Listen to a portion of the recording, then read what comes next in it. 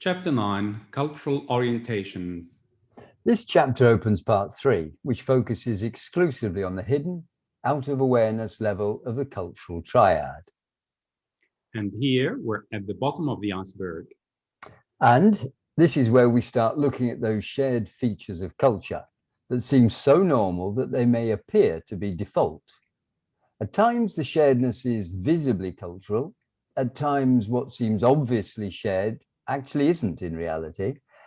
And at times, there are these driving patterns, especially in communication, that make sense in one linguocultural style guide and just don't in another.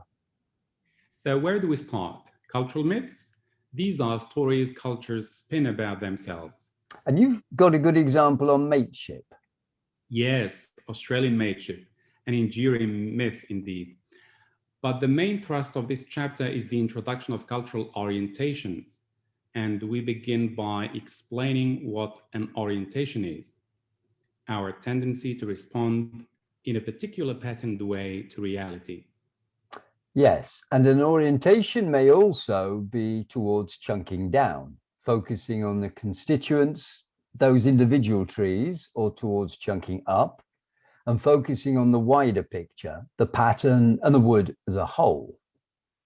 So focusing on the constituent elements rather than looking for a pattern, what can this tell us? Well, proofreaders, they need to look for the individual instances, spelling errors, while the readers themselves will gloss over these errors and look for a pattern, look for the meaning.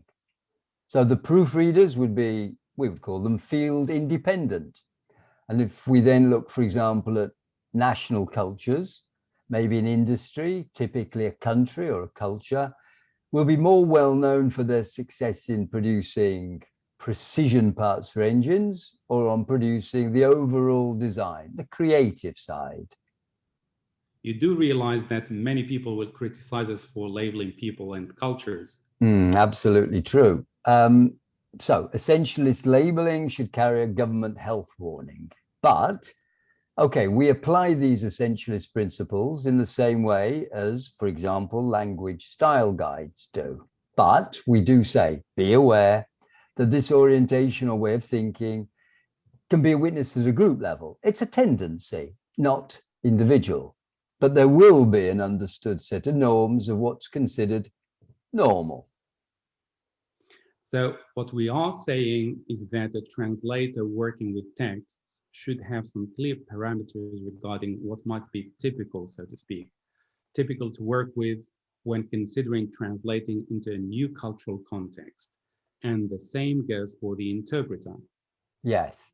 So she should be aware of where there may be issues regarding what is normal, of what is accepted as appropriate. Of course, the unraveling situation itself will be probably the main indicator. But what we offer is the range of alternative normals when producing and interpreting language. In short, the toolbox. Yes, it's a case of be prepared. And we begin to look at how anthropologists and interculturalists first began to model and classify the various ways or orientations regarding how people can differ in their responses to the outside reality.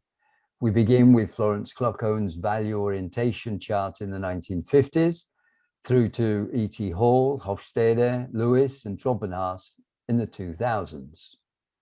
Clearly, we're most interested in those orientation patterns most affecting language, discourse, and translation, and interpreting, of course. And the chapter concludes with translation and interpreting examples that reflect the influence of these orientations.